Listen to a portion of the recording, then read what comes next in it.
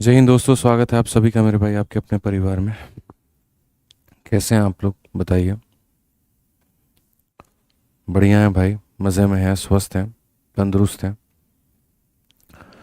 राधे राधे सभी को, राधे राधे। कैसे हो? बढ़िया हो?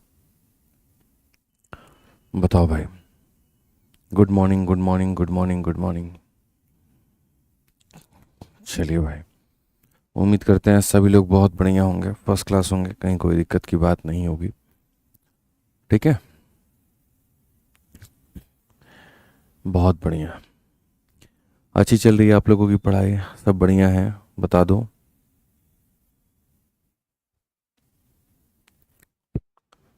बताओ भाई।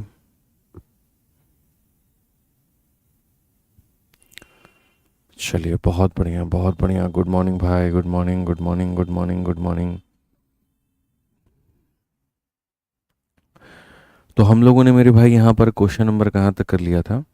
15 तक सभी सवाल कर लिए थे और 15 के बाद में हमें बाकी सभी सवालों को करना था।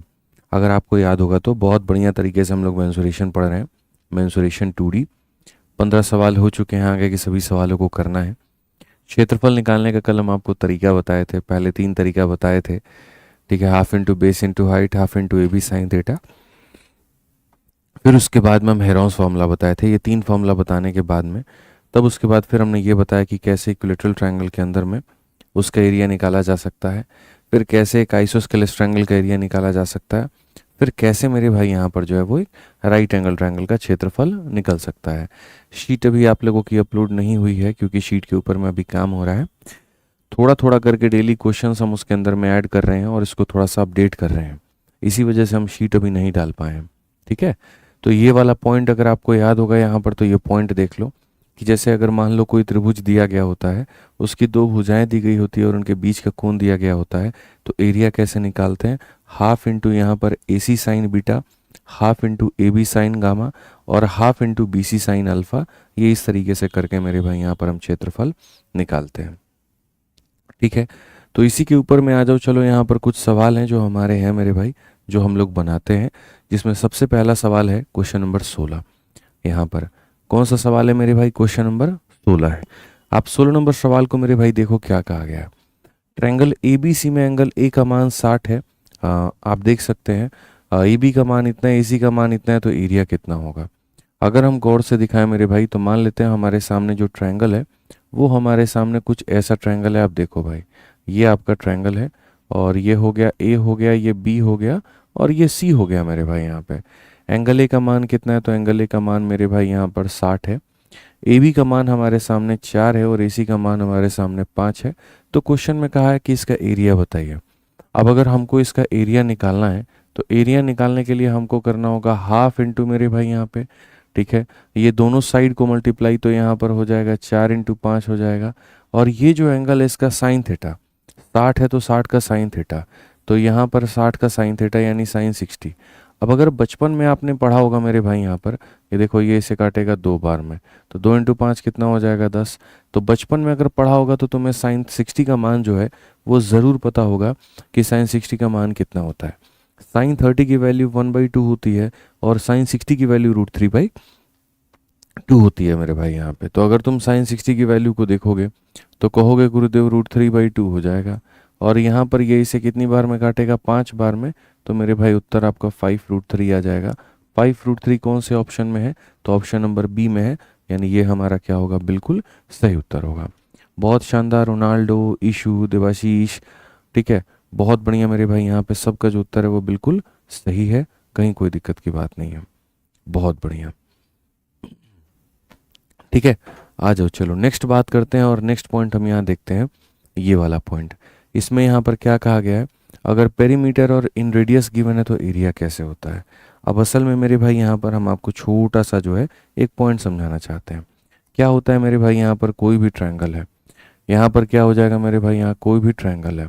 ठीक है, अब जैसे मान लीजिए कोई भी ट्रायंगल होता है, तो कोई भी त्रिभुज अगर मान लीजिए यहाँ पर होता है, ठीक है, तो कोई भी त्रिभुज का जो अंदर जो एक सर्कल होता है उसको हम कहते हैं इन सर्कल, और उसके बाहर जो सर्कल बनता है उसको हम कहते हैं सरकम सर्कल। हम उसको इंग्लिश में, हिंदी में हम सारी बातें बच्चों यहाँ पर लिख देते हैं। ठीक है। तो फिलहाल आप ऐसे समझ लो कि एक जो ट्रायंगल आपके सामने बनता है, एक ट्रायंगल में कितने सर्कल बन सकते हैं। जैसे मान लीजिए ये हमारा त्रिभुज है, त्रिभुज के भीतर एक सर्कल बन सकता है और बाहर एक बन सकता है। ठीक है। जो ये भीतर बनता है ना, ये जो भीतर बनता है, इस भीतर वाले सर्कल को हम लोग क्या कहते हैं?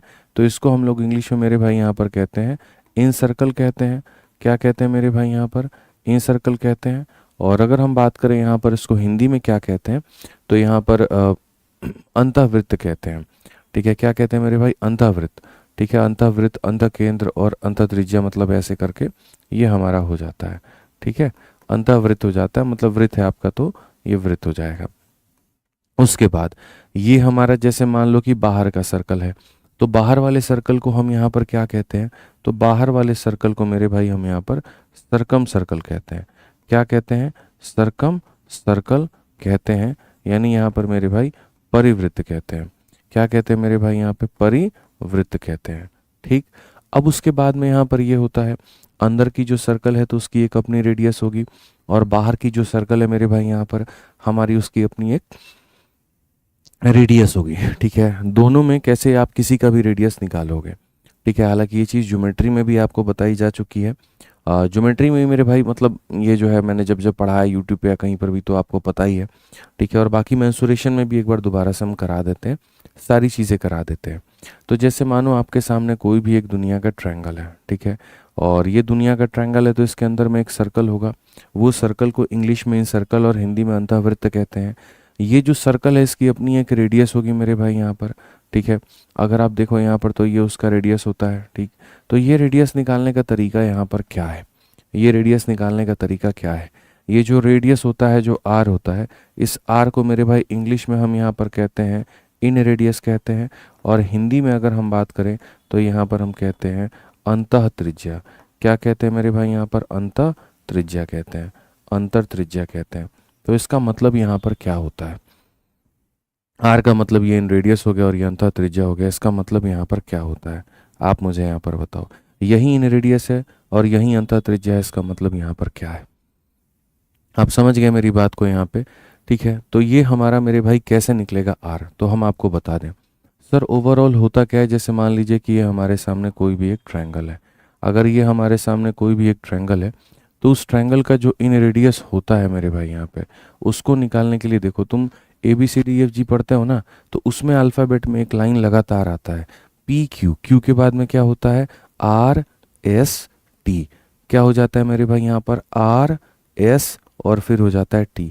तो अगर हम यहाँ देखेंगे तो मेरे भाई आपको ऐसे याद करना है कि पहले R आया, R को मल्टीप्लाई किया गया ऐसे तो S आया, और वो बराबर हुआ किसके? T के।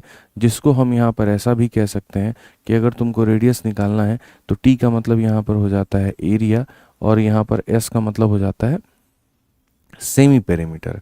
क्या हो जाता है मेरे भाई यहाँ पे? Semi perimeter. सेमी पेरीमीटर का मतलब जो होता है वो अर्ध परिमाप होता है। ठीक है। तो यहाँ पर ये जो है इन रेडियस का जो मान होता है, कभी भी अंतः त्रिज्या का जो मान होता है, वो क्षेत्रफल बटे में यहाँ पर जो है अर्ध परिमाप के बराबर होता है। समझ में आ गया बात? यहाँ पर क्षेत्रफल बटे अर्ध परिमाप के बराबर होता है। अब ये जो होता है मेरे भाई इन रेडियस, ये अलग अलग ट्रायंगल के लिए अलग अलग फॉर्मूले लेकर के आता है। जैसे मेरे भाई ट्रायंगल भी 3 प्रकार के होते हैं। एक आपके सामने मान लो कोई अगर जनरल ट्रायंगल है, कोई भी ट्रायंगल है जो कि जनरल है मेरे भाई यहाँ पर, तो उसके लिए हम यहाँ पर कैसे बनाएंगे? उसके लिए फॉर्मूला क्या होगा? अगर मान लीजिए कोई इक्विलेटरल ट्रायंगल है, इक्विलेटरल का मतलब जिसकी तीनों भुजाएं बराबर हो, यानी समबाहु त्रिभुज है मेरे भाई, उसके लिए हम यहाँ पर कैसे बनाएंगे बताओ? ठीक है। फिर उसके बाद में यहाँ पर जो है, अगर मान लीजिए कोई राइट एंगल ट्रायंगल है, कैसा त्रिभुज है मेरे भाई? यहाँ पर राइट एंगल ट्रायंगल है। ठीक है। तो यहाँ पर राइट एंगल ट्रायंगल है अगर, तो उसके लिए हम कैसे बनाएंगे? इसको समकोण त्रिभुज है तो उसके लिए कैसे बनाएंगे? इन जनरल ट्रायंगल का मतलब मेरे भाई यहाँ पर क्या होता है? इन जनरल ट्रायंगल का मतलब यहाँ पर जैसे मान लो कि कोई ऐसा ट्रायंगल है और इसके अंदर में कोई सर्कल है, तो यहाँ पर तुम कैसे करोगे? ठीक है। राइट एंगल ट्रायंगल का मतलब यहाँ पर क्या हो जाता है? सॉरी, इक्विलेटरल का मतलब क्या हो जाता है? जिसको तीनों भुजाएं बराबर हो, तो उसके अंदर की त्रिज्या कैसे बनाओगे? ठीक है। समकोण त्रिभुज का मतलब यहाँ पर क्या हो जाता है? अगर मान लीजिए राइट एंगल ट्रायंगल ये है, तो इसका तुम कैसे बताओगे? ठीक है। समझ में आ रहा है बात यहाँ पे? तो ये सारी चीज़ों का हमें यहाँ पर ध्यान रखना है, सारी चीज़ों की बातें हमें जाननी है। अगर हम यहाँ देखें तो हम यहाँ पर क्या कहेंगे, अगर मान लीजिए कोई भी जनरल ट्रायंगल है और उसमें रेडियस निकालना है, तो उसके रेडियस को निकालने के लिए एरिया को सेमी पेरीमीटर से भाग कर दो, तो ये तुम्हारा ऐसे बन जाएगा। ठीक है, उसके बाद में अगर मानो एक इक्विलेटरल ट्रायंगल है और इक्विलेटरल ट्रायंगल की हर एक भुजा कितने की होती है, एक ही होती है मेरे भाई। तो अगर मान लीजिए उसका इन रेडियस निकालना है, तो उसका इन रेडियस को निकालने के लिए ए अपॉन में मेरे भाई क्या करते हैं, ए अपॉन में 2√3 कर देते हैं, तो ये ऐसे निकल जाता है। अब ये ए अपॉन 2√3 कहाँ से आता है, यहाँ पर होता क्या है कि एरिया के जगह पर √3/4a² लिखा जाता है और सेमी पेरीमीटर के जगह पर 3a/2 लिखा जाता है, और जब दोनों का रेशियो लिया जाता है तो आर का ये मान निकल करके आ जाता है। ठीक है, वैसे ही मेरे भाई यहाँ पर क्या होगा, तुम्हारे सामने राइट एंगल ट्रायंगल होगा, राइट एंगल ट्रायंगल में तुम्हें यहाँ पर ये रेडियस निकालना है। ठीक है, ये जो लंबी वाली भुजा होती है इसे परपेंडिकुलर कहा जाता है, नीचे वाले को बेस कहा जाता है और इसे हाइपोटेनस कहा जाता है। तो रेडियस का मान क्या होता है, perpendicular plus base minus hypotenuse divided by कितना, 2 मेरे भाई। ये हमारे रेडियस का मान होता है और ऐसे हम इसको निकालते हैं। ठीक है, समझ में आ गया। तो एक बार रिवाइज हो गया, अब रिवाइज हो गया तो आ जाओ फटाफट यहाँ पर 17 नंबर क्वेश्चन जो है वो हम लोग बनाते हैं और हल करते हैं। तो कहा गया मेरे भाई यहाँ पर the area of a triangle is 15 square centimetre और रेडियस हमारा मेरे भाई 3 है, तो पेरीमीटर कितना होगा। ठीक है, मैं फिर से बता देता हूँ, एरिया का मान हमारे सामने कितना है मेरे भाई, यहाँ पर 15 है। उसके बाद में यहाँ पर जो है रेडियस अंतःवृत्त जो है मेरे भाई, अंतःवृत्त की अगर रेडियस की हम बात करें तो वो हमारे सामने कितना है, 3 है। तो हमसे बोला गया पेरीमीटर कितना होगा। पहली बात यहाँ पर होता है रेडियस बराबर एरिया अपॉन सेमी पेरीमीटर। ठीक है, तो अगर हम यहाँ देखें तो हम बोलेंगे सर रेडियस हमारा इतना है, क्षेत्रफल हमारा इतना है, तो सेमी पेरीमीटर का मान कितना होगा, तो यहाँ पर 5 होगा। तो सर अगर सेमी पेरीमीटर का मान 5 होगा तो जो पेरीमीटर होता है वो हमेशा इसका डबल होता है, तो 5 का डबल कितना होगा, 10 होगा। तो परिमाप जो होगा वो हमेशा क्या होगा, डबल होगा। परिमाप जो होगा वो हमेशा क्या होगा, डबल होगा। क्लियर है ये बात। ये सारी बातों को धीरे धीरे छोटी छोटी चीज़ें जानते रहनी है आपको, ताकि दिक्कत ना हो। ठीक है, काफ़ी बच्चे डेली पूछते हैं कि सिलेबस कब तक कंप्लीट हो जाएगा। मेरे भाई देखो, सिलेबस जो है आपका, ठीक है, मैं पहले शुरू से ही बता चुका हूँ कि कितने महीने लगते हैं किसी बैच को ख़त्म होने में। तो मुझे लगता है कि बीच में आप उसको पूछेंगे तो मैं उसका जवाब दे पाऊँगा। ठीक है, तो थोड़ा सा जो है वो सब्र रखा करिए, हम लोग पढ़ ही रहे हैं, कोई दिक्कत की बात नहीं है, कोई इशू की बात नहीं है। टाइमली सिलेबस ख़त्म हो जाएगा, बस मैं इतना कहूँगा आपसे। ठीक है, आ जाओ चलो 18 नंबर क्वेश्चन को देखते हैं। 18 नंबर क्वेश्चन यहाँ पर क्या है, कहा गया मेरे भाई यहाँ पर the in radius of a triangle is 7, area हमारा इतना है, पेरीमीटर कितना होगा। सेम मेरे भाई यहाँ पर जैसे हमें पता है कि आर बराबर क्या हो जाता है, एरिया अपॉन में इतना हो जाता है। इन रेडियस हमारा कितना है, तो 7 है। क्षेत्रफल कितना है, 343 है मेरे भाई, और सेमी पेरीमीटर का हमें नहीं पता है। 7 से अगर हम काटेंगे तो 49 बार में, तो अगर हम सेमी पेरीमीटर की वैल्यू को देखें तो हमारे सामने 49 है, और सेमी पेरीमीटर की वैल्यू को देखें 49 है, तो पेरीमीटर हमारा कितना होगा, तो इसका डबल हो जाएगा, 98 हो जाएगा। कौन सा ऑप्शन है, ऑप्शन नंबर ए जो है करेक्ट आंसर है। कौन सा ऑप्शन है, तो ऑप्शन नंबर ए जो है करेक्ट आंसर है। कभी भी जो पेरीमीटर होता है वो सेमी का डबल होता है। जैसे पीछे एक बच्चा कह रहा है 10 कहाँ से आया, बच्चे सेमी पेरीमीटर का मतलब होता है किसी संख्या का आधा। ठीक है, तो अगर पेरीमीटर का आधा मेरे भाई 5 के बराबर है, तो पेरीमीटर कितना होगा, 10 के बराबर। वैसे ही यहाँ पर पेरीमीटर का जो आधा है वो 49 के बराबर है, तो पेरीमीटर कितना होगा, 98 के बराबर, उसके डबल के बराबर। ठीक है, ये ध्यान रखिए। आइए चलिए आगे बढ़िए, अगला सवाल देखिए। अगला सवाल मेरे भाई कहा गया था in radius of a triangle is 8, sum of the length of it side. Sum of length of side का मतलब ये पेरीमीटर है यहाँ पे, तो एरिया हमारा कितना होगा। ठीक है, तो आपके सामने क्या दे रखा है, इन रेडियस की वैल्यू दे रखी है, कितनी दे रखी है, 8। पेरीमीटर का मान देख रखा है, पेरीमीटर का मान कितना है, 125 है, और आपके सामने एरिया का मान पूछा है कि एरिया का मान कितना होगा। जहाँ तक हमें पता है मेरे भाई यहाँ पर कि आर बराबर क्या हो जाता है, एरिया अपॉन में सेमी पेरीमीटर। तो अगर हम यहाँ देखें तो हमसे यहाँ पर आर का मान कितना है, तो मेरे भाई यहाँ पर 8 है। ठीक है, ऐसे समझ लो, एरिया को निकालने के लिए आर एस को गुना करना पड़ता है। तो ये तुम्हारा आर है मेरे भाई, और एस का मान कितना होगा, इसका आधा। तो यहाँ पर ये इसका आधा हो जाएगा, इसका आधा, और ये बराबर होगा किसके, एरिया के। इससे तुम काटोगे 4 बार में, 125 का 4 गुना कितना हो जाएगा, 500, और यही तुम्हारा एरिया का काम करेगा। कौन सा ऑप्शन है, तो option number D for Devsena है। ठीक है, कौन सा ऑप्शन है? तो option number D for Devsena है। क्लियर है ये बात? यहाँ कोई दिक्कत की बात है तो बता दीजिए, कोई परेशानी की बात है तो बता दीजिए।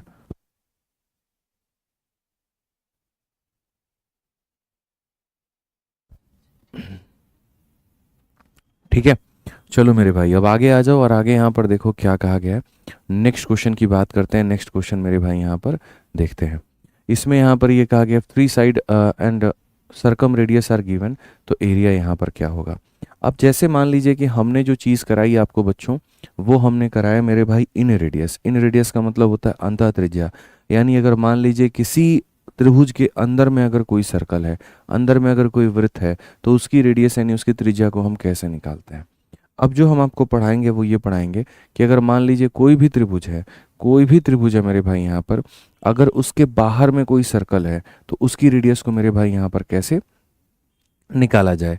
ठीक है, जैसे मान लीजिए कि नॉर्मली हमारे पास में यहाँ पर ये एक ट्रायंगल है, ठीक, और ये ट्रायंगल के बाहर में एक सर्कल है, तो इसको हम लोग मेरे भाई कहते हैं सरकम रेडियस कहते हैं। इसे हम क्या कहते हैं? सरकम रेडियस मेरे भाई यहाँ पर कहते हैं। तो ये जो कैपिटल आर होता है, इस कैपिटल आर को इंग्लिश में मेरे भाई यहाँ पर सरकम रेडियस कहा जाता है। क्या कहा जाता है मेरे भाई? सरकम रेडियस कहा जाता है। और उसके बाद में यहाँ पर ये हो जाता है मेरे भाई परित्रिज्या। ये क्या हो जाता है मेरे भाई यहाँ पर? परित्रिज्या हो जाता है। तो ये हम कैसे कैलकुलेट करेंगे, अब आप मुझे एक बात बताओ। ठीक है, तो बहुत आसान है यहाँ पर परित्रिज्या और बाकी सारी चीज़ों को भी कैलकुलेट करना, बहुत ही ज़्यादा आसान, मुश्किल का कुछ भी यहाँ पर नहीं है। तो जैसे अगर इस आर को कैलकुलेट करना है, तो यहाँ पर इस आर को कैलकुलेट करने के लिए आपको यहाँ क्या करना होगा? आपको इस आर को कैलकुलेट करने के लिए मेरे भाई इसकी जो तीन भुजाएं होती हैं, जैसे यहाँ पर ये त्रिभुज का पहला भुजा ए है, दूसरा भुजा बी है, तीसरा भुजा सी है, तो आपको यहाँ पर ये करना है कि तीनों भुजाओं को मल्टीप्लाई करके उसके एरिया के 4 गुने से डिवाइड कर दो। एरिया के 4 गुने से क्या कर दो मेरे भाई? डिवाइड कर दो। तीनों भुजाओं को मल्टीप्लाई करके एरिया के 4 गुने से मेरे भाई यहाँ पर डिवाइड कर दो। समझ में आ गया बात? यहाँ पर तीनों को मेरे भाई मल्टीप्लाई करके एरिया के 4 गुने से डिवाइड कर दो।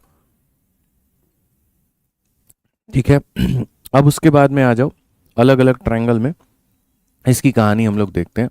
जैसे अगर मान लो कि कोई यहाँ पर एक जनरल ट्रायंगल है, तो उस केस में यहाँ पर ये क्या होगा? ठीक है, अगर मान लेते हैं कोई इक्विलेटरल ट्रायंगल है दोस्तों यहाँ पर, तो उस केस में मेरे भाई यहाँ पर क्या होगा? सब समझना है ना? ठीक है, और उसी तरीके से अगर मान लेते हैं कोई राइट एंगल ट्रायंगल है यानी समकोण त्रिभुज है मेरे भाई यहाँ पर, तो उस केस में मेरे भाई क्या होगा? ये सारा सारा हमें पढ़ना है। तो जनरल ट्रायंगल अगर मान लीजिए होता है, जनरल ट्रायंगल अगर मान लीजिए कोई भी होगा, यहाँ ये हमारा कोई जनरल ट्रायंगल हो गया, इसके बाहर का ये सर्कल हो गया। ठीक है, यहाँ पर उसके बाद इक्विलेटरल की क्या कहानी है? तो यहाँ पर ये इक्विलेटरल की कहानी है। ठीक है, और इसके बाहर का मेरे भाई यहाँ पर ये सर्कल हो गया। बहुत मज़ा आता है भाई ये सब बनाने में एकदम ठीक है, और ये राइट एंगल ट्रायंगल हो गया और इसके बाहर का यहाँ पर ये हो गया। ठीक, तो चलो थोड़ा सा तुम लोगों को यहाँ पर गुरु ज्ञान दे दिया जाए। अगर इसकी यहाँ पर देखो, ये तुमको अगर ये आर पता करना है, इसकी त्रिज्या रेडियस पता करनी है, तो इसकी भुजा अगर ए है, भुजा बी है, भुजा सी है, तो याद रखना जनरल ट्रायंगल में रेडियस को निकालने के लिए तीनों भुजाओं के मल्टीप्लिकेशन को 4 टाइम ऑफ एरिया से मेरे भाई डिवाइड करते हैं। ठीक है, ये इक्विलेटरल ट्रायंगल है जिसमें हर एक साइड हमारा किसके बराबर है? ए के। ये वाली भुजा भी ए के और ये वाली भुजा भी ए के। ठीक है, और रेडियस क्या होता है? तो ये रेडियस है, यहीं रेडियस है, यहाँ पर इधर भी, और यहीं रेडियस है इधर भी। ठीक है, इन सबको मेरे भाई क्या कहते हैं? Capital R. तो कैपिटल आर का मान निकालना है तो ए अपॉन में क्या करना होगा? √3 करना होगा। तो ये हमारा रेडियस हो जाएगा, यहाँ पर ये हमारा हो जाएगा। ठीक है, बात करते हैं राइट एंगल ट्रायंगल की। तो राइट एंगल ट्रायंगल में अगर हम देखें तो ये तुम्हारा परपेंडिकुलर है, ये तुम्हारा बेस है और ये तुम्हारा हाइपोटेनस है। ठीक है, तो यहाँ पर अगर तुम इसकी बात करोगे और यहाँ तुम इसका आर का मान देखोगे, तो असल में जो आर होता है वो यहाँ पर क्या होता है? आर को निकालने के लिए ना तुमको परपेंडिकुलर यानी लंब की आवश्यकता है, ना तुमको बेस यानी आधार की आवश्यकता है, तुमको जो आवश्यकता है वो कर्ण की आवश्यकता है। और ऐसा क्यों है वो हम बताते हैं। ऐसा इसीलिए है दोस्त यहाँ पर, क्योंकि जो तुम्हारा मेरे भाई सेंटर होता है वो यहाँ पर होता है। ठीक है, सर्कल का सेंटर, ये पूरे सर्कल का ये सेंटर है। इधर भी जाओगे तो ये भी तुम्हारे सामने रेडियस है मेरे भाई, यहाँ भी जाओगे तो ये भी तुम्हारे सामने रेडियस है, और यहाँ भी आओगे तो ये भी तुम्हारे सामने रेडियस है। तो 2 आर मिल करके अगर तुम गौर से देखोगे तो दो आर मिल करके मेरे भाई यहाँ पर जो है वो हाइपोटेनस का निर्माण कर रहे हैं। ठीक है, ये दोनों आर को जोड़ दो तो हाइपोटेनस के बराबर है। तो आर का मान कितना हो जाएगा, तो सीधा सीधा हाइपोटेनस का बच्चे आधा हो जाएगा। आर का मान हाइपोटेनस का आधा हो जाएगा। ठीक है, आर का मान कितना हो जाता है, हाइपोटेनस का आधा हो जाता है। अगर तुम्हें यहाँ पर इतनी चीज़ें पता हैं तो उसके बाद में अब तुम देखो यहाँ तुम्हारे सवाल कैसे बनते हैं और कितनी आसानी से बन जाते हैं। आप यहाँ देखो, सबसे पहला क्वेश्चन में यहाँ पर कहा गया किसी ट्रायंगल के लिए ए का मान इतना है, बी का मान इतना है, सी का मान इतना है, तो सरकम रेडियस कितना होगा। अब देखो, जैसे हमें पता है कि नॉर्मली किसी भी ट्रायंगल की अगर हम बात करें और किसी भी ट्रायंगल का सरकम रेडियस निकाले तो उसमें हमें तीनों भुजा तो चाहिए ही चाहिए, और एरिया का कितना गुना चाहिए, 4 गुना। यहाँ पर मेरे भाई जो हमारे सामने साइड है वो 13, 14, 15 है, तो 13 हो गया, 14 हो गया, 15 हो गया, लेकिन एरिया नहीं पता है। ठीक है, ऐसा नहीं है कि ये एक इक्विलेटरल ट्रायंगल है कि उसका फॉर्मूला लगा करके उसका एरिया निकाल दें। ऐसा भी नहीं है यहाँ पर कि राइट एंगल ट्रायंगल यानी समकोण त्रिभुज है कि half into base into height करके उसका एरिया निकाल लें। तो ये जो भुजाएं हैं ये कुछ ऐसी हैं जिसके लिए अगर मुझे उस त्रिभुज का एरिया निकालना है तो मुझे हेरोंस फॉर्मूला का ही सहारा लेना पड़ेगा। बिना हेरोंस फॉर्मूले के एरिया नहीं निकल सकता है। यदि दुनिया में कोई एक ऐसा त्रिभुज है जिसकी भुजा 13, 14 और 15 है तो उसका एरिया कैसे निकालोगे, तो हेरोंस फॉर्मूला से ही निकालोगे। तो पहले हेरोंस फॉर्मूला लगा करके एरिया निकालो और उसके बाद में इसमें वैल्यू रख दोगे तो किसका मान आ जाएगा, आर का मान आ जाएगा। ठीक है, तो आप अगर यहाँ देखो तो आप यहाँ हेरोंस फॉर्मूला से निकालने के लिए पहले एस का मान निकालो। एस का मतलब होता है सबको जोड़ के आधा कर दो। 13 प्लस मेरे भाई 14 प्लस हमारा कितना हो जाएगा, 15, और इसका हम क्या कर देंगे, आधा कर देंगे। 10, 20, 30, 5, 4, 9, 3, 12, 42 का आधा कितना हो जाता है, 21 हो जाता है। हालांकि ये दुनिया रट करके बैठी है कि जब तुम्हारी भुजा 13, 14, 15 होती है तो एरिया तुम्हारा 84 होता है। ठीक है, ये शायद 84 ही आएगा, एक बार हम लोग चेक कर लेते हैं। सेमी पेरीमीटर हमारा इतना आया है। अब एक बार एरिया हम लोग देख लेते हैं। एरिया की बात करते हैं तो ये हो जाता है एस। ठीक है, फिर उसके बाद एस माइनस ए। 21 में से 13 गया तो कितना हो जाएगा, 8 हो जाएगा भाई। 21 में से 14 गया तो कितना हो जाएगा, 7 हो जाएगा। 21 में से 15 गया तो कितना हो जाएगा, 6 हो जाएगा। अगर आप देखोगे तो ये जो 21 है वो 7 इंटू कितना है, 3 है। ये जो 8 है मेरे भाई यहाँ पर ये हमारा 4 इंटू 2 है। ये जो 7 है हमारा ऐसा ही रहेगा, और ये जो 6 है ये हमारा 2 इंटू 3 हो जाएगा। मेरे भाई 7 हमारा 2 बार आया है तो यहाँ पर रूट लगाने पर एक बार आ जाएगा। ये 4 हमारा मेरे भाई 2 बार आया है तो रूट लगाने पर एक बार आ जाएगा। 3 हमारा 2 बार आया है तो रूट लगाने पर एक बार आ जाएगा। 21 का 4 गुना 84 हो जाएगा। तो क्षेत्रफल हमारा कितना होगा, 84 होगा। क्षेत्रफल हमारा कितना होगा, 84 होगा। और जैसा कि मैंने कहा, ना सिर्फ आप बल्कि दुनिया रट करके ये बात बैठी हुई है कि भैया जब भी ये लोग साइड 13, 14, 15 देंगे, याद कर लेना एरिया 84 ही आता है। आप लोगों के मॉक टेस्ट में भी ये काफ़ी बार रिपीट होगा, इसलिए मैं पहले से हिंट दे देता हूँ। याद करके इतना बैठ जाओ कि जब यहाँ भुजा जो होती है 13, 14, 15 होती। भाई पोल क्यों नहीं दे रहे हो आप, अच्छा शीट नहीं बना हुआ है, मंगा लो यार, शीट वीट मंगा लो, तुम्हें पोल देने में आसानी होगा। ठीक है, कल से क्लास में, मॉर्निंग वाली क्लास में आपको पोल मिलेगा, मैं आपको इतना अश्योर करता हूँ। ठीक है, अगर मान लीजिए पूरी शीट नहीं भी बनी है ना, तब भी जितना बन गया उसका आंसर तो होगा, उससे मंगा करके मंगा सकते हैं सर आप चाहें तो। ठीक है, मंगा करके तब पोल दे दिया करिए। ठीक,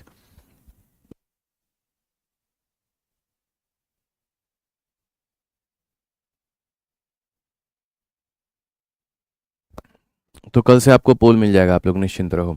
अब एरिया आ गया।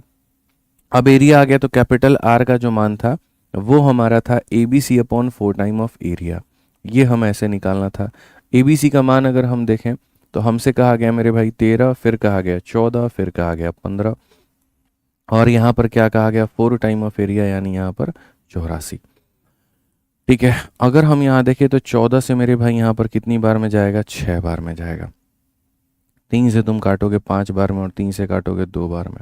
कुल मिलाकर के 65 बट्टे में 8 हो जाएगा, और ये हमारा क्या होगा, तो 65 और बट्टे में 8 होगा।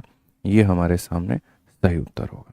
कौन सा ऑप्शन है भैया, तो बाबू भैया ऑप्शन नंबर बी जो है बिल्कुल सही उत्तर है। बिल्कुल सही पकड़े हैं आप लोग। ठीक है, आ जाइए। अब यहाँ पर देखो, मैं तुम्हें मेरे भाई एक बात बता देता हूँ, थोड़ा सा जो पढ़ चुके हैं उनके लिए रिवीजन है, जो नहीं पढ़े उनके लिए नया है। ऐसा तो नहीं, फोनवा चार्ज में लगा दीजिए ना। समझिए कितने अच्छे अच्छे लोगों का मैसेज आता है, इस पर आप मानते नहीं है बात को। आप अपनी वाली से तो बात कर लेते हैं और औरों का सोचते नहीं है। औरों के भी जीवन में तो कोई हो सकता है, बताइए। कोई अगर नहीं होगा तो क्या उसका फ़ोन चार्ज होने का अधिकार नहीं है? कैसे कैसे लोग रहते हैं, बताओ यार। ठीक है, अब हमारे मोबाइल पे इनके जैसा गुड मॉर्निंग और हार्ट वाला इमोजी करके ऐसे नहीं आता है, इसका मतलब क्या मेरा मोबाइल चार्ज नहीं होगा? बोलो। अब जिस तरीके से गुड मॉर्निंग वाला मैसेज आपके पे आता है, नहीं आता हमारे पे, कोई बात नहीं भाई, बट हमारा फ़ोन चार्ज तो रहे ना। ध्यान दीजिए, वो गुलदस्ते वाले इमोजीज हमारे पास नहीं आते हैं, वो गुड नाइट वाले मैसेजेस नहीं आते हैं। तो नहीं आते, लेकिन फिर भी मतलब खुद के लिए तो आदमी फ़ोन चार्ज रख ही सकता है, बताइए। भाई साहब है हमारे, सिर्फ अपना अपना सोचते हैं, अपना घर बस गया, बस इनको खुशी इस बात की है। आ जाओ भाई यहाँ पे, ठीक है। तो ये तुम्हारे सामने जो इतनी सारी कहानी ये सब दे रखा है, हम इसी को थोड़ा सा जो है वो बता देते हैं। असल में होता क्या है, इक्विलेटरल ट्रायंगल उस ट्रायंगल को कहते हैं, ठीक है। इक्विलेटरल ट्रायंगल उस ट्रायंगल को मेरे भाई कहते हैं जिसकी तीनों भुजाएं क्या होती हैं, बराबर होती हैं, ठीक है। तो मैं तुमको थोड़ा सा ट्रायंगल का खानदान के बारे में बताता हूँ कि ट्रायंगल का जो मेरे भाई होता है कहानी, वो क्या होता है, कैसे यहाँ पर ये ट्रायंगल जो है वो बढ़ते हैं। तो बेसिकली जो ट्रायंगल होते हैं ना, वो मेरे भाई दो आधार पर बांटे जाते हैं। जितने भी दुनिया में त्रिभुज होते हैं उनको दो आधार में विभाजन किया जाता है। और दो यहाँ पर आधार में कौन सा विभाजन किया जाता है, तो सबसे पहला हो जाता है on the basis of their side, भुजा के आधार पर मेरे भाई यहाँ पर, इस बात को मानो, ठीक है। और उसके बाद में हो जाता है on the basis of their angle, कोण के आधार पे, ठीक है। समझ गए मेरी बात को यहाँ पे। अगर तुम भुजा के आधार पे बांटोगे तो तीन तरह के ट्रायंगल होते हैं। पहला ट्रायंगल होता है मेरे भाई, इंग्लिश में लिख रहा हूँ, हिंदी बोल दूंगा। पहला ट्रायंगल हो जाता है इक्विलेटरल। इक्विलेटरल का मतलब यहाँ पर क्या होता है, तो इक्विलेटरल का मतलब होता है जिसकी तीनों भुजाएं क्या हो, तो बराबर हो, जिसे हिंदी में हम समबाहु त्रिभुज कहते हैं। हिंदी में हम क्या कहते हैं, समबाहु त्रिभुज कहते हैं। दूसरा जो ट्रायंगल होता है वो मेरे भाई हो जाता है आइसोस्केलेस। आइसोस्केलेस का मतलब यहाँ पर क्या होता है, जिसको हम यहाँ पर ये कहते हैं जिसकी दो भुजाएं बराबर हो, तीसरी ना हो। इसे हिंदी में सम द्विबाहु कहते हैं। सम द्विबाहु का मतलब जिसकी दो भुजाएं समान हो, ठीक है। तीसरा मेरे भाई यहाँ पर हम कहते हैं स्केलेन ट्रायंगल। क्या कहते हैं मेरे भाई, स्केलेन ट्रायंगल। स्केलेन का मतलब यहाँ पर ये होता है जिसकी तीनों भुजाएं मेरे भाई अलग अलग हों और यहाँ पर जो है किसी से कोई भी ना मिलता हो। तो भुजा के आधार पे तीन तरह के ट्रायंगल होते हैं, यहाँ पर समबाहु, समद्विबाहु और यहाँ पर विषम बाहु त्रिभुज। समबाहु, समद्विबाहु, विषम बाहु त्रिभुज, इसको विषम बाहु कहते हैं, यानी इक्विलेटरल, आइसोस्केलेस और स्केलेन यहाँ पे। फिर उसके बाद आती है बारी एंगल के बेसिस पर बांटने की। तो एंगल पर मेरे भाई यहाँ पर तीन तरह के ट्रायंगल होते हैं। पहला होता है एक्यूट एंगल ट्रायंगल, ठीक है, एकदम क्यूट सा होता है। दूसरा होता है मेरे भाई यहाँ पर राइट एंगल ट्रायंगल, ठीक है। और तीसरा हमारे सामने मेरे भाई होता है ऑब्ट्यूज एंगल ट्रायंगल, ठीक है। अगर हम देखें तो एक्यूट एंगल ट्रायंगल को हिंदी में कहते हैं न्यून कोण त्रिभुज, राइट एंगल को कहते हैं समकोण त्रिभुज और ऑब्ट्यूज को कहते हैं अधिक कोण त्रिभुज। एक्यूट का मतलब यहाँ पर क्या होता है कि जैसे मानो तुमने कोई भी ट्रायंगल बनाया और यहाँ पर ये एंगल थीटा है, तो जिस भी ट्रायंगल में थीटा का मान मेरे भाई 90 से कम हो, जिस भी ट्रायंगल में जो सबसे बड़ा वाला एंगल है अगर उसका मान 90 से कम होता है, जिस भी ट्रायंगल में जो सबसे बड़ा वाला एंगल होता है अगर उसका मान 90 से कम होता है, तो उसे इंग्लिश में एक्यूट एंगल ट्रायंगल और हिंदी में न्यून कोण त्रिभुज कहते हैं। अब बारी आ जाती है राइट एंगल ट्रायंगल की। राइट एंगल ट्रायंगल क्या होता है, जिस भी ट्रायंगल में उसका जो सबसे बड़ा वाला मान है अगर वो बड़ा वाला मान मेरे भाई 90 डिग्री के बराबर हो जाए तो उसे हम यहाँ पर राइट एंगल ट्रायंगल कहेंगे। और उसके बाद मेरे भाई यहाँ पर हिंदी में उसको समकोण त्रिभुज कहेंगे। अभी तुम लोग बढ़िया से पढ़ लो, बाद में नोट्स बनाना होगा तो क्लास के ख़त्म होने के बाद में तुम लोग नोट्स बना लेना, या जिस दिन ये टॉपिक ख़त्म करेंगे तो इसकी पीडीएफ दे देना, तो वो तुम्हारे लिए नोट्स का काम कर देगा, ठीक है। हम एक एक चीज़ तुमको बताएंगे, एक एक पॉइंट तुमको बताएंगे कि मेंसुरेशन में क्या क्या होता है, कहीं पर कोई भी चीज़ तुमसे नहीं छुपाई जाएगी। बहुत गहराई में भी हम लोग नहीं जाएंगे कि बोरिंग बना दे तुम्हारे लिए, और एकदम बहुत छोटी चीज़ भी नहीं करेंगे कि तुमको कुछ जानकारी नहीं दी है। पेपर के हिसाब से जितनी जानकारी चाहिए उससे थोड़ी अधिक ही मिलेगी, इतना मान के चलो। ऑब्ट्यूज एंगल ट्रायंगल की हम बात करते हैं। ऑब्ट्यूज एंगल ट्रायंगल क्या होता है, जिस भी त्रिभुज में जो उसका सबसे बड़ा वाला कोण है अगर वो सबसे बड़ा वाला कोण मेरे भाई यहाँ पर 90 से बड़ा हो जाए, अगर वो सबसे बड़ा वाला कोण 90 से बड़ा हो जाए तो उसे यहाँ पर इंग्लिश में ऑब्ट्यूज एंगल ट्रायंगल और हिंदी में अधिक कोण त्रिभुज हम कहते हैं। ठीक है। अब इसमें मेरे से बोलोगे सर सबसे महत्वपूर्ण कौन है और किसके बारे में पढ़ना है, तो सबसे महत्वपूर्ण तुम्हारे सामने एक इक्विलेटरल है और एक आइसोस्केलेस है, ठीक है, और यहाँ से एक राइट है। बस इन्हीं के बारे में पढ़ना है, औरों के बारे में कहीं पर कोई जानकारी की आवश्यकता नहीं है।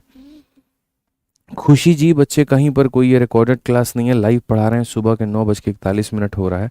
अब बताइए और कैसे हम आपको पढ़ाएं, बताइए। कभी भी आप यहाँ पर लाइव क्लास में रिकॉर्डेड क्लास में कमेंट कर पाती हैं, बताइए। जिन वीडियोस को मेरे पढ़ाने के बाद आप उसको देखते हैं उसमें कमेंट करने का ऑप्शन होता है, नहीं होता है। तो यानी यहाँ पर आप अगर कमेंट कर पा रही हैं तो समझ लीजिए कि ये लाइव क्लास है। और आप कह रही हैं हमको कुछ समझ में नहीं आ रहा है, तो आप पीछे से क्लास नंबर 1 से देखना शुरू करें ना। आप अगर सीधा टपकेंगे क्लास नंबर 3 में तो कहाँ से समझ में आएगा आपको, समझिए ज़रा इस बात को।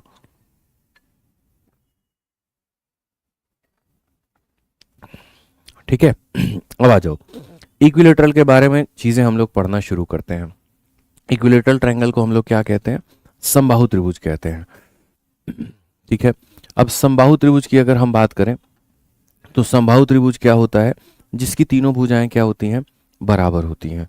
तो इसीलिए यहाँ पर कहा गया है अगर तीनों भुजा बराबर है तो पेरीमीटर यानी जब परिमाप निकालना है तो परिमाप क्या हो जाएगा, a plus A plus A plus A plus A यानी कितना हो जाएगा, 3a हो जाएगा।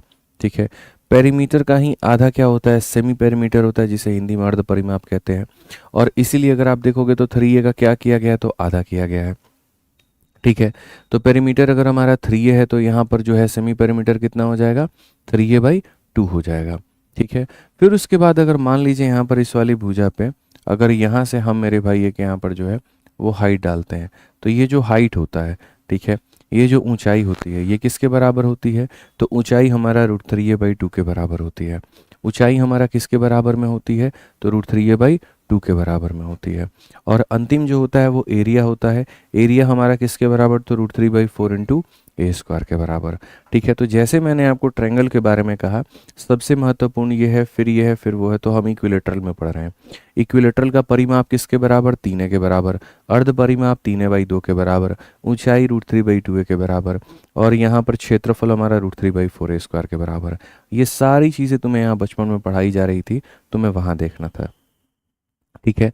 अब उसके बाद में आ जाओ मेरे भाई यहाँ पर ये वाली फोटो, गौर से इस वाली फोटो को देख लो। ये तुम्हारा इक्विलेटरल ट्रायंगल है, ये उसके अंदर का सर्कल है और ये उसके बाहर का सर्कल है। और इन्हीं दोनों के बीच में ये काफ़ी सारी कहानी जो है ये मौजूद है। असल में ये दो फोटो अलग अलग स्लाइड पर दिया गया है। इसको यहाँ पर नहीं होना था, ये वहाँ गलती से आ गया, इसको यहीं पर होना था। तो मैं बना देता हूँ और मैं आपको समझा देता हूँ ये पूरी कहानी जो बोर्ड पे लिखी है। कि जैसे मान लीजिए कोई भी आपके सामने ट्रायंगल होता है, तो उस ट्रायंगल के अंदर में एक वृत्त होता है और उसके बाहर में एक वृत्त होता है। ठीक है। अगर हम यहाँ अंदर वाले वृत्त को देखें तो यहाँ पर ये उसको अलग कलर से कर दीजिए, और जो बाहर वाला वृत्त है मेरे भाई यहाँ पर आप इसको अलग कलर से कर दीजिए, कोई दिक्कत की बात नहीं है। समझ रहे हैं आप मेरी बात को या नहीं समझ रहे हैं, बताइए। ठीक है। तो यहाँ पर अगर हम देखें तो बाहर वाले वृत्त को जो है अलग अलग रंग से कर दिया जाए, सही रहेगा। अब आप जैसे मान लीजिए कि आपने यहाँ पर जो है ठीक है, आपने यहाँ पर मेरे भाई ये पूरा पूरा बना दिया, सब अपना बढ़िया तरीके से ऑल ओके हो गए हैं, कोई इशू नहीं है।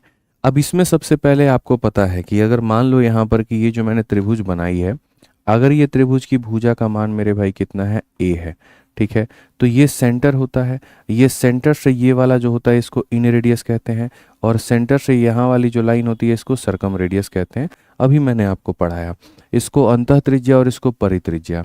तो अंतः त्रिज्या का जो मान होता है, इन रेडियस का जो मान होता है वो a/2√3 होता है। ये मैंने आपको अभी पढ़ाया कि एक समबाहु त्रिभुज यानी इक्विलेटरल ट्रायंगल का इन रेडियस का मान हमारा इतना हो जाएगा। ठीक है। अगर रेडियस का मान इतना हो जाएगा तो यानी इस छोटे वाले सर्कल का अगर मुझे कभी एरिया निकालना पड़े तो एरिया हमारा कितना होगा बताना। तो एरिया कभी भी सर्कल का क्या होता है, पाई इंटू आर का स्क्वायर होता है। तो यहाँ पर मेरे भाई पाई के जगह पाई रखेंगे और आर का स्क्वायर करने का मतलब इसका स्क्वायर करेंगे, ए का स्क्वायर a² हो जाएगा और इसका स्क्वायर 2 3 4 3 के 12 हो जाएगा। इसीलिए π²/12 यहाँ पर ये दिया गया है। इसीलिए πa²/12 यहाँ पर क्या हुआ है, तो दिया गया है। तो अगर हम यहाँ देखें तो अंदर वाले की जो त्रिज्या होती है वो उसके बराबर में होती है a/2√3 के, और उसके कारण जो क्षेत्रफल है वो इसके बराबर में होता है। ठीक है। ऐसे ही मेरे भाई यहाँ पर ये बाहर वाली त्रिज्या है, तो बाहर वाली त्रिज्या को अगर हम बात करें तो बाहर वाली त्रिज्या देखो a/√3 होता है, मैंने बताया था। ठीक है। और ये अपॉन में रूट थ्री होता है। तो अगर ये बड़ा वाला जो सर्कल है इसका क्षेत्रफल निकालना है, इसका क्षेत्रफल निकालना है तो पाई इंटू आर का स्क्वायर, इसी का स्क्वायर पाई और इंटू इसका स्क्वायर मेरे भाई यहाँ पे। तो छोटे वाले की रेडियस छोटे वाले का एरिया, बड़े वाले की रेडियस बड़े वाले का एरिया। अब ये भी एक जानकारी हो गई। तो देखो पहली वाली जो जानकारी थी बच्चों वो ट्रायंगल के बारे में थी, दूसरी वाली जो जानकारी दी हमने उसके मौजूद अंदर जो सर्कल है उसके बारे में है, और तीसरी जानकारी जो हम तुमको देंगे वो इन दो सर्कल के बीच का रिलेशन हम तुमको देंगे। ये छोटे सर्कल की मेरे भाई खुद की विशेषता है और ये बड़े सर्कल की खुद की विशेषता है, लेकिन क्या ऐसी चीज़ है जो दोनों में कॉमन है और जिसको रिलेट किया जाना चाहिए? तो एक ऐसी चीज़ हो जाती है, पहला इसके रेडियस और इसके रेडियस का रिलेशन और इसके एरिया और इसके एरिया का रिलेशन। समझ रहे हो मेरी बात को लेकर के? वो हो जाता है तुम्हारा पॉइंट नंबर 3 कि इनके रेडियस का रिलेशन क्या होगा और इनके एरिया का रिलेशन क्या होगा, उसको हम ले जाते हैं और यहाँ पर देखते हैं कि जैसे हमने देखा रेडियस, देखो यहाँ पर कि अगर हम छोटे वाले के रेडियस को बड़े वाले के रेडियस से डिवाइड करें तो क्या होगा। तो देखो मेरे भाई छोटे वाले के रेडियस को अगर तुमको बड़े वाले के रेडियस से डिवाइड करना है तो छोटे वाले का जो रेडियस होता है, मैं ये पॉइंट नंबर जो ई है ना मेरे भाई, इस पॉइंट नंबर ई को थोड़ा सा तुम्हारे सामने कर रहा हूँ कि छोटे वाले रेडियस को बड़े वाले रेडियस से करोगे तो क्या होगा। छोटा वाला रेडियस है तुम्हारे सामने ए अपॉन में 2√3 मेरे भाई, ठीक है। और जो बड़ा वाला रेडियस है वो तुम्हारे सामने है ए अपॉन में √3 के। तो जब आप इसको देखेंगे तो आप यहाँ पर पाएंगे कि सर हमारा ए से हमारा ए खत्म, √3 से हमारा √3 खत्म, यानी 1/2 बचा है। तो 1/2 बचा है तो इतना, यानी आप यहाँ पर ये भी कह देंगे कि सर छोटे वाले का डबल बड़ा वाला है, छोटे वाले का डबल बड़ा वाला है, छोटे वाले का डबल जो है वो मेरे भाई क्या है, बड़ा वाला है। समझ लीजिए, यानी दुनिया में अगर एक इक्विलेटरल ट्रायंगल मौजूद है तो उस इक्विलेटरल ट्रायंगल के अंदर की जो छोटी वाली रेडियस उसका डबल जो है बड़ा वाला रेडियस है। ये हो गया रेडियस का रिलेशन। दूसरा रिलेशन जो हो गया वो एरिया का रिलेशन हो गया, ठीक है, कि यहाँ पर जो छोटे वाले की एरिया है मेरे भाई, यानी यहाँ पर पाई इंटू आर स्क्वायर, और जो बड़े वाले की एरिया है पाई इंटू यहाँ पर इसका स्क्वायर, ये रिलेशन क्या होगा। तो ये रिलेशन में खाली इनके स्क्वायर करना होता है। तो छोटे वाले का आर का मान 1 है तो उसका स्क्वायर का मान इतना होगा, बड़े वाले में आर का मान 2 है तो उसका स्क्वायर का मान इतना होगा, यानी एरिया 4 गुना होगा। तो रेडियस हमारा 2 गुना और एरिया कितना होगा, 4 गुना होगा, ठीक है। अब एक सबसे इंटरेस्टिंग बात आती है और वो ये बात आती है कि यहाँ पर अगर तुम ये बड़े वाले सर्कल के एरिया में से अगर मान लो तुमने छोटे वाले एरिया को मेरे भाई घटा दिया, ये छोटे वाले को घटा दिया, ठीक है, यानी यहाँ पर एक हो जाता है मेरे भाई डिफरेंस इन एरिया। क्या हो जाता है मेरे भाई, डिफरेंस, ठीक है, ठीक है, ये मेरे भाई डिफरेंस इन एरिया। अगर बड़े वाले के एरिया में से छोटे वाले को तुमने घटा दिया तो क्या होगा, एरिया का डिफरेंस हमारा किसके बराबर में होगा। तो ये बड़े वाले का एरिया है जिसे हम कहते हैं पाई ए स्क्वायर, और बट्टे में कितना हो जाएगा 3, और इसमें से तुमने छोटे वाले के एरिया को घटा दिया, पाई ए स्क्वायर बाई मेरे भाई हो जाता है 12, ठीक है। तो 12 बनाने के लिए यहाँ पर भी 4 और 4 से गुणा करेंगे, 4 पाई ए स्क्वायर में से इतना घटा देंगे तो ये हमारे सामने मेरे भाई हो जाएगा 3 पाई ए स्क्वायर बटे 12 पाई स्क्वायर बाई 4। जब आप इसको पूरा पूरा सॉल्व करोगे ना भाई तो यहाँ पर ये तुम्हारे सामने हो जाएगा पाई ए स्क्वायर बाई 4 हो जाएगा। ये कितना हो जाएगा मेरे भाई यहाँ पर, ठीक है, पाई ए स्क्वायर बाई 4 हो जाएगा। तो फिर से रिपीट करता हूँ, छोटे वाले की रेडियस छोटे वाले का एरिया, बड़े वाले की रेडियस बड़े वाले का एरिया, ठीक है, और ये हो जाता है मेरे भाई difference in area pi by 4 A square, ठीक है, पाई बाई 4 ए स्क्वायर, ठीक है। ये हमारे सामने कुछ बातें हैं जो हमें ध्यान रखनी है। तो रिवीजन के तौर पे वापस से एक बार रिवाइज करें, पेरीमीटर, सेमी पेरीमीटर, हाइट और एरिया ये ट्रायंगल की विशेषता हो गई, ठीक है।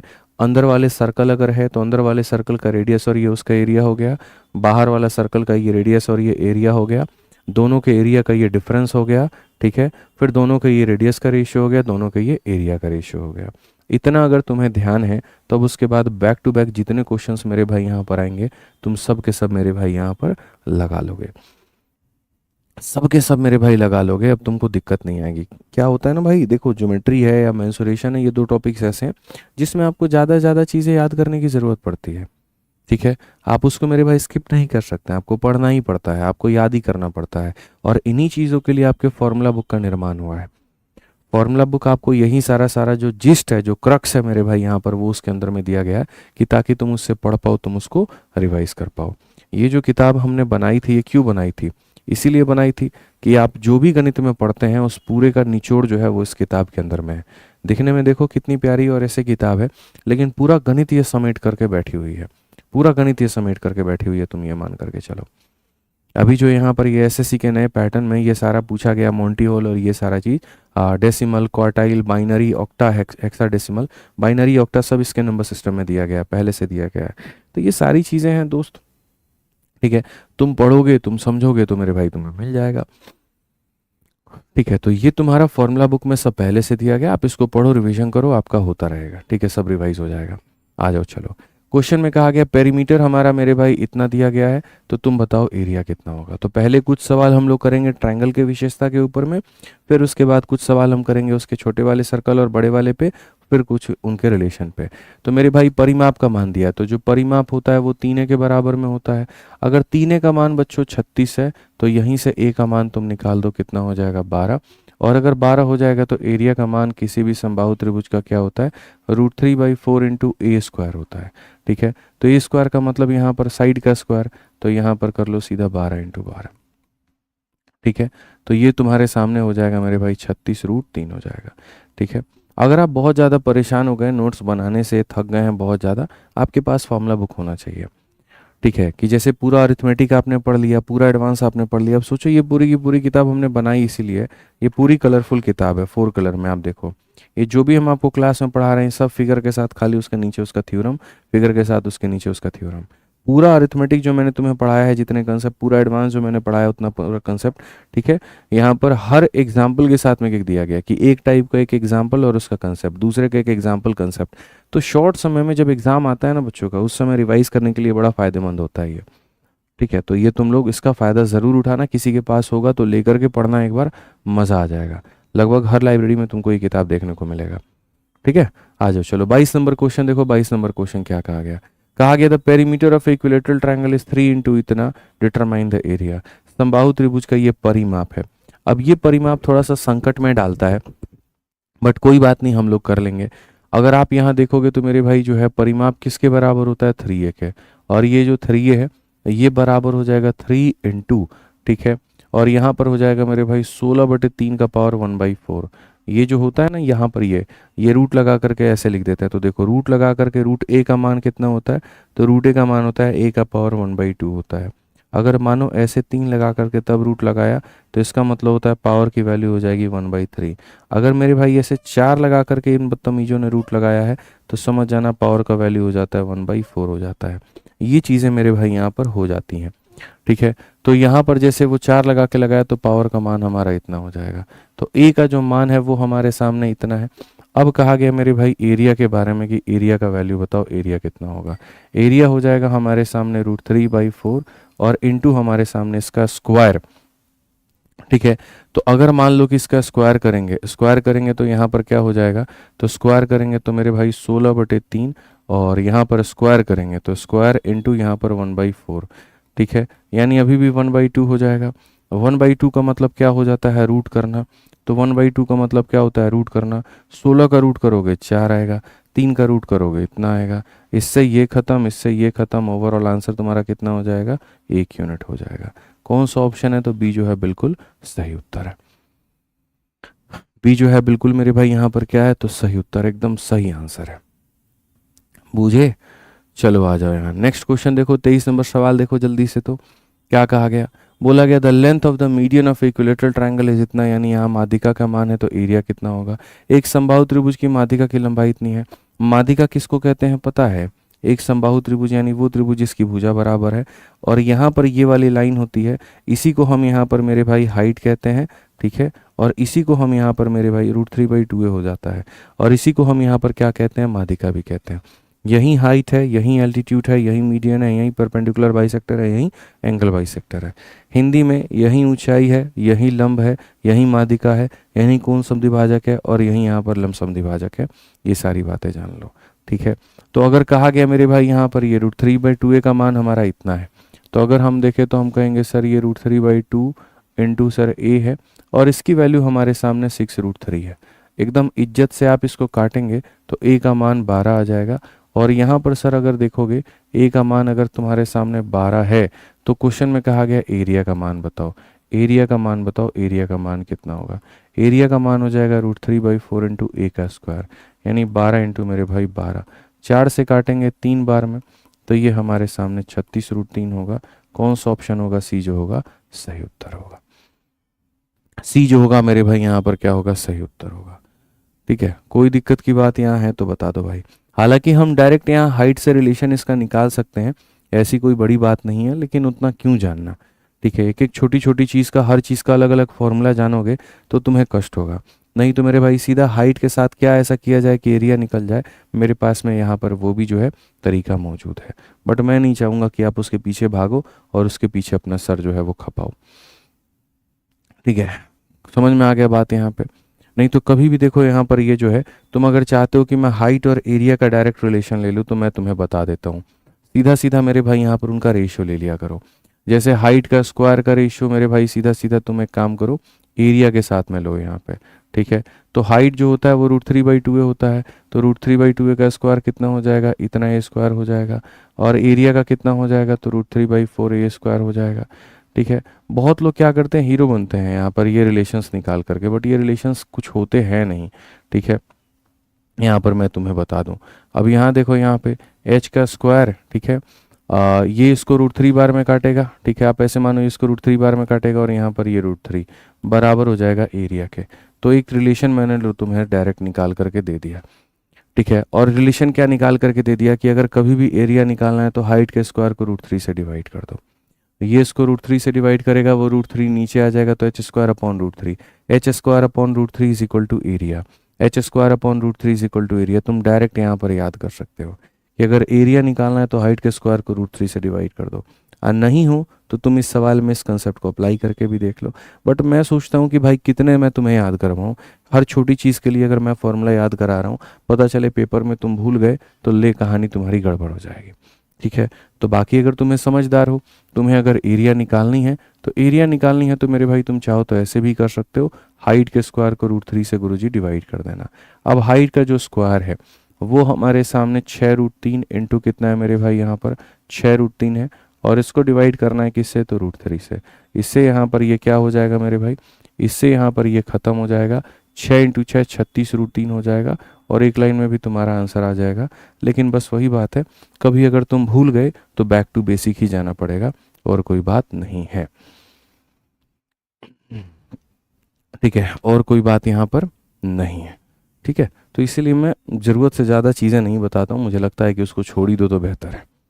ठीक, तो पहले हमने कुछ सवाल किस पे करने थे? ट्रायंगल पे करने थे। फिर हमें कुछ सवाल जो है वो किस पे करने हैं? वो सर्कल्स के ऊपर में करने हैं। एक छोटा वाला सर्कल है, उसके बारे में कुछ विशेषता बताए थे कि उसका रेडियस कितना होता है, उसका एरिया कितना होता है।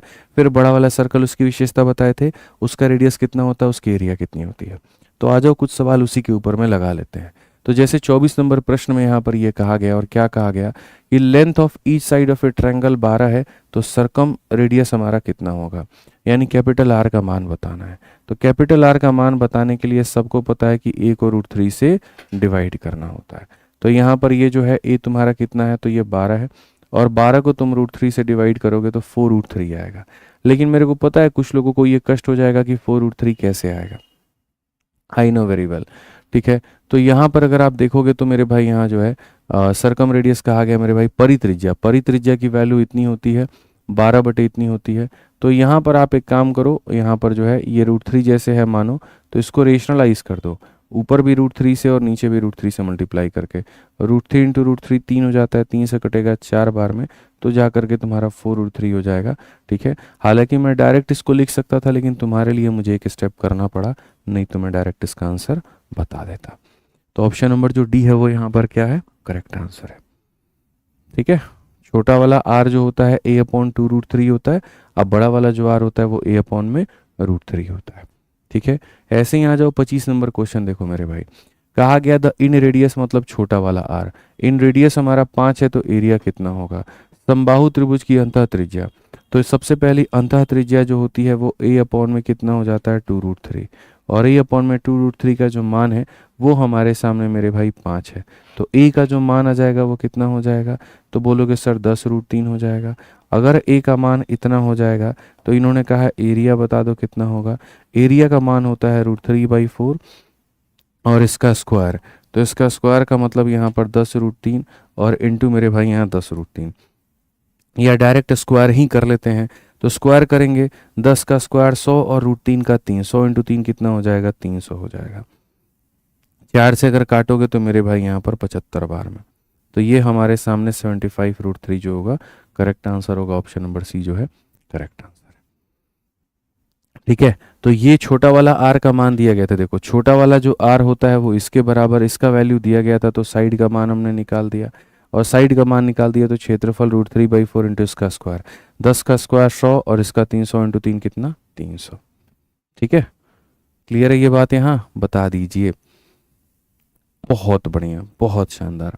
आ जाओ चलो 26 नंबर क्वेश्चन देखते हैं क्या कहा गया है। इसमें मेरे भाई यहाँ बोला गया द डिफरेंस, ठीक है, किसके बीच में, area of circumscribe circle and area of inscribe circle, यानी बड़ा वाला एरिया छोटा वाला एरिया का जो डिफरेंस है वो इसके बराबर है।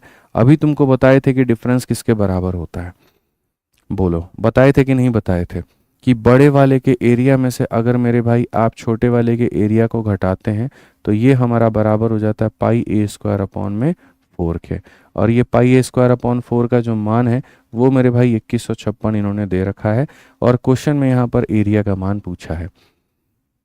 क्वेश्चन में किसका मान पूछा है, तो एरिया का मान, तो कोई दिक्कत की बात नहीं है, a² का मान यहाँ से खाली आप निकाल लीजिए। तो a² का मान जब आप निकालेंगे तो इसको गुना करेंगे, पाई को भाग करेंगे, तो आप यहाँ पर 2156 इंटू कितना करेंगे 4, और यहाँ नीचे में लेकर के आ जाइए पाई को। आप खाली इतना लिख लीजिए कि सर ये हमारा a² का मान होगा, कि सर गुना करके भाग करेंगे, ये हमारे सामने a² का मान होगा। ठीक है, अब क्वेश्चन में तुमसे क्या कहा गया मेरे भाई, एरिया ऑफ इक्विलेटरल ट्रायंगल। तो ट्रायंगल का जो इक्विलेटरल ट्रायंगल का एरिया होता है वो होता है √3/4, और यहाँ पर क्या हो जाएगा a², जिसको अगर हम चाहें तो लिख सकते हैं √3/4, और इस a² के जगह पर इसका मान लिख सकते हैं। इसका मान क्या होगा, 2156 इंटू कितना होगा 4 होगा, और जो पाई का मान होता है वो कितना होता है, 22/7 होता है। कितना होता है, 22 और बट्टे का 7 होता है। तो ये जो बट्टे का 7 होता है ना दोस्त, ये बट्टे का जो 7 है वो यहाँ पर कहाँ चला जाएगा, ऊपर, इससे हमारा ये खत्म हो जाएगा। ठीक है, क्या हम इसे मेरे भाई आगे काट पाएंगे, तो हाँ जी बिल्कुल काट पाएंगे। 22 से अगर हम देखें तो मेरे भाई 9 दूनी 18, 9 दूनी 9 बार में मेरे भाई यहाँ पर कितना हो जाएगा, तो 198, और मेरे भाई 17, 176 8 बार में चला जाएगा हमारा। ठीक है, ये अगर हम देखें तो 7³ 343, 343 का डबल मेरे भाई 686 हो जाएगा। इसको मल्टीप्लाई करोगे तो हो जाएगा 686√3। ऑप्शन नंबर ए जो है वो करेक्ट आंसर है। ठीक है, ऑप्शन नंबर ए जो है मेरे भाई यहाँ पर क्या है, तो करेक्ट आंसर है। तो क्वेश्चन में जो दिया गया था वो मेरे भाई अंतर दिया गया था। क्वेश्चन में जो दिया गया था इन दोनों के क्षेत्रफल का अंतर, यानी इसका मान दिया गया था, तो वहां से a² का मान निकाल दिया, और जो पूछा गया था वो मेरे भाई यहाँ पर क्षेत्रफल यानी ये पूछा गया था, ये हमने रख दिया। मजा आ रहा है, बताओ तुम लोग, अभी बताओ जल्दी से।